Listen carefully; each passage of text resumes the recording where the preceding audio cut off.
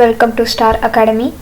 IPP கிளர்க்கோடைய notification வந்துருச்சு. So அதான் நம்ம இப்போ பார்த்துட்ருக்கோம். இதுதான் வந்துட்டு அவங்களோட அஃபிஷியல் நோட்டிஃபிகேஷனோட வெப்சைட். இதுதான் வந்துட்டு இந்த வெப்சைட்டில் போனால் நம்ம வந்துட்டு அப்ளிகேஷன் வந்துட்டு ஸ்டார்ட் பண்ணுங்கள். என்னென்னா www.ibps.in அந்த வெப்சைட்டுக்குள்ளே போனீங்கன்னா you can apply here. Important dates இன்னைக்கு கொடுத்துருக்காங்க. இன்னையிலேருந்து 21 வரைக்கும் நமக்கு வந்துட்டு டைம் இருக்குது.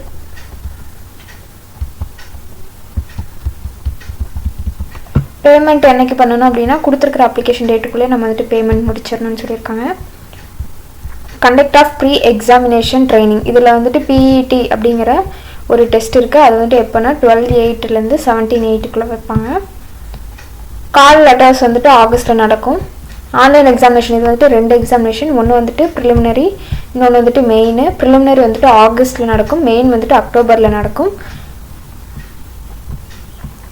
அதாவது இது எல்லாமே வந்துட்டு ஆன்லைன் எக்ஸாமினேஷன். ஓகேங்களா? சிபிடியில் தான் நீங்கள் எழுதுகிற மாதிரி கம்ப்யூட்டர் பேஸ்ட் எக்ஸாம்.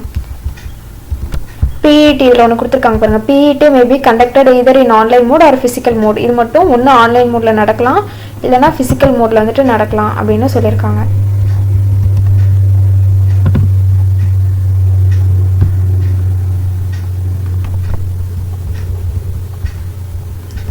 டாபிக்ஸ், இந்த டாபிக்ஸ் என்னென்ன கொடுத்துருக்காங்க அப்படின்னா ஸோ இதை வந்துட்டு அப்புறம் பார்க்கலாம். அதுக்கு முன்னாடி ஒரு சின்ன இன்ஃபர்மேஷன் இதில் சொல்கிறேன். நீங்கள் எந்தெந்த பேங்க்லாம் போய் ஒர்க் பண்ணுவீங்க அப்படின்னா இந்த கொடுத்துருக்குற பேங்க்ஸ், அதாவது bank of Baroda, Canara bank, Indian overseas bank, UCO bank, bank of India, central bank of India, Punjab national bank, union bank of India, Maharashtra bank, Indian bank, Punjab and Sind bank. இந்த பேங்க்ல இருந்து வர ஒரே நோட்டிஃபிகேஷன் இதுதான். அதாவது நீங்கள் வந்துட்டு அப்ளை பண்ணலாம், உங்களோட ரீஜனுக்கு ஏற்ற மாதிரி அவங்க வந்துட்டு போஸ்டிங் போடுவாங்க. ஓகேங்களா? அதில் வந்துட்டு எலிஜிபிலிட்டி க்ரைட்டீரியா அப்படின்னு பார்க்கும்போது இதெல்லாமே நம்ம நேஷனாலிட்டியாக தான் இருக்கணும்.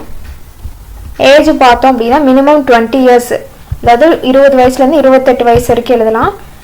SC/STயாக இருந்தீங்க அப்படின்னா ஏஜ் ரிலாக்ஷன் 5 இயர்ஸ் கொடுத்துருக்காங்க. அதாவது உங்களுக்கு 28 இயர்ஸ் முடிஞ்சிருச்சு அப்படின்னா +5ஓட சேர்த்து 33 இயர்ஸ் எழுதுவீங்க. ஓகேவா? அதுவே எம்பிசி, பிசி அவங்களாம் வந்துட்டு நம்ம சென்ட்ரல் கவர்மெண்ட் எக்ஸாம் எழுதுறதுனால ஓபிசி கேட்டகரியில் வருவாங்க. ஸோ அது வந்துட்டு 3 இயர்ஸ் ஏஜ் ரிலாக்ஸேஷன். ஸோ இப்போ பெஞ்ச்மார்க் டிசபிலிட்டிஸ், அதாவது the right of persons with disabilities வந்துட்டு 10 இயர்ஸ் வந்துட்டு அவங்களுக்கு கொடுக்குறாங்க. எக்ஸ் சர்வீஸ் மேனுக்கு வந்துட்டு +3 இயர்ஸ், அது இல்லாமல் 8 years for disable ex service மேனாக இருந்தீங்க அப்படின்னா அவங்களுக்கு வந்துட்டு 8 இயர்ஸ். விடோவாக இருந்தாங்க அப்படின்னா 35 years for general, 38 years for OBC and 40 years for SC/ST.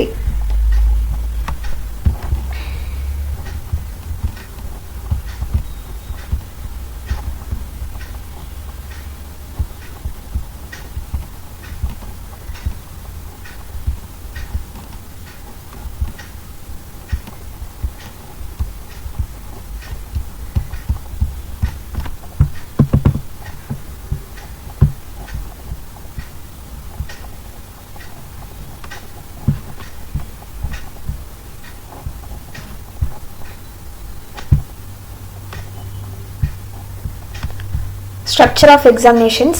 So உங்களுக்கு வந்து ப்ரிலிமினரி வந்துட்டு ஆப்ஜெக்டிவ் டைப்பில் தான் நடக்கும். நேம் ஆஃப் டெஸ்ட், இதில் வந்துட்டு 3 பேப்பர் இருக்குது. ப்ரிலிமினரியில் வந்துட்டு 3 பேப்பர் எழுதுங்க. English, numerical ability, reasoning ability. English மட்டும் இங்கிலீஷில் இருக்கும், மற்ற 2 சப்ஜெக்ட்டுமே பார்த்தீங்கன்னா தமிழில் தான் இருக்கும். ஓகேங்களா? அதாவது நீங்கள் வந்துட்டு தமிழ் சூஸ் பண்ணுவீங்க. அப்படி இருக்கும்போது இது 2மே வந்துட்டு தமிழில் தான் வரும். நம்பர் ஆஃப் கொஷின்ஸ், இங்கிலீஷ் வந்துட்டு 30 கொஷின்ஸ் வரும், நியூமெரிக்கல் அண்ட் ரீசனிங் வந்துட்டு 35 வரும்.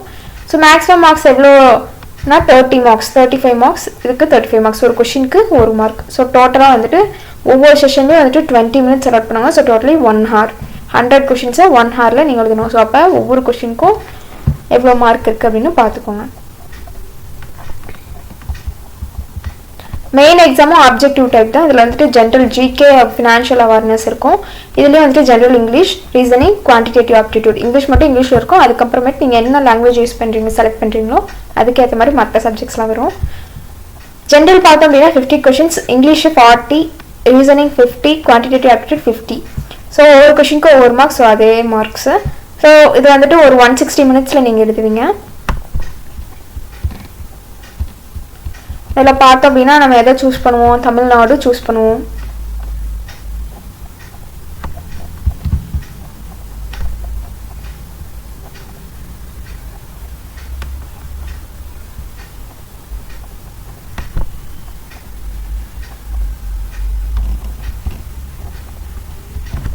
தமிழ்நாடு, இங்கிலீஷ், ஹிந்தி அண்டு தமிழ் 3 லாங்குவேஜ்லையும் நம்ம இந்த எக்ஸாம்ஸ் வந்துட்டு நம்ம அட்டென்ட் பண்ணிக்கலாம்.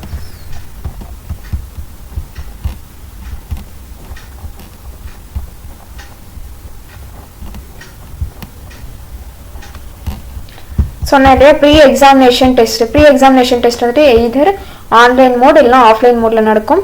எங்கெங்கே தமிழ்நாடாக இருந்தீங்க அப்படின்னா சென்னை,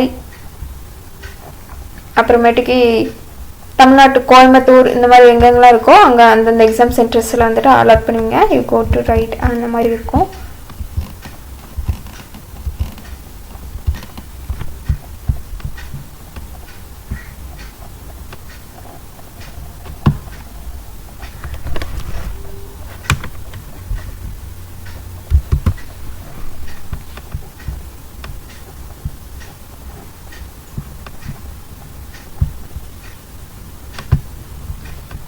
இதில் வந்துட்டு ஆன்லைன் அப்ளிகேஷன் தானே.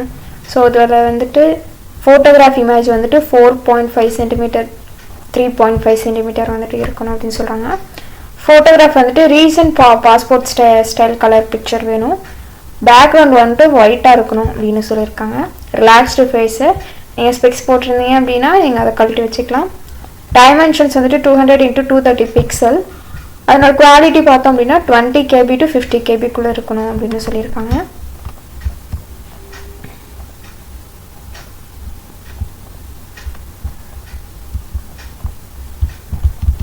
ஸோ அதே மாதிரியே சிக்னேச்சருக்கு டைமென்ஷன்ஸ் கொடுத்துருக்காங்க. 140 × 60 பிக்சல். அதே மாதிரி குவாலிட்டி வந்துட்டு 10 KB to 20 KBயில் இருக்கணும். இம்ப்ரெஷன் வைப்போம் இல்லையா, தம்ப் இம்ப்ரெஷன். ஸோ அது வந்துட்டு லெஃப்டாக இருக்கணும். ஃபைல் டைப் வந்துட்டு ஒன்று JPGயாக இருக்கலாம் இல்லை JPEGயாக இருக்கலாம். டைமென்ஷன்ஸ் 240 × 240. DPI வந்துட்டு 200 DPIன்னு சொல்லியிருக்காங்க. வித்து, அதாவது வித்தும் ஹைட்டும் சேமாக இருக்கணும். அதாவது வித்து வந்துட்டு 300, ஹைட்டும் வந்துட்டு 300. ஆண்ட்ரிக்கன் டிக்ளரேஷன் இமேஜ் வந்துட்டு எப்படி இருக்கணும் அப்படின்னா அதனோட ஃபைல் டைப்பு JPG இல்லை JPEG இருக்கலாம். பிக்சல் டைமென்ஷன்ஸ் பார்த்தோம் அப்படின்னா 800 × 400 சொல்லியிருக்காங்க. DPI வந்துட்டு 200. வித் வந்துட்டு 10 சென்டிமீட்டர், ஹைட் வந்துட்டு 5 சென்டிமீட்டர். ஃபைல் சைஸ் எப்படி இருக்கணும், 50 to 100 KBக்குள்ளே நீங்கள் எப்படி வேணாலும் இது பண்ணிக்கலாம். அந்த டெக்ஸ்ட் நீங்கள் எழுதுவீங்க இல்லையா, அது வந்துட்டு கேபிட்டல் லெட்டர்ஸில் இருக்கக்கூடாது அப்படின்னு சொல்லியிருக்காங்க. இது வந்துட்டு மெயின் பாயிண்ட்டு.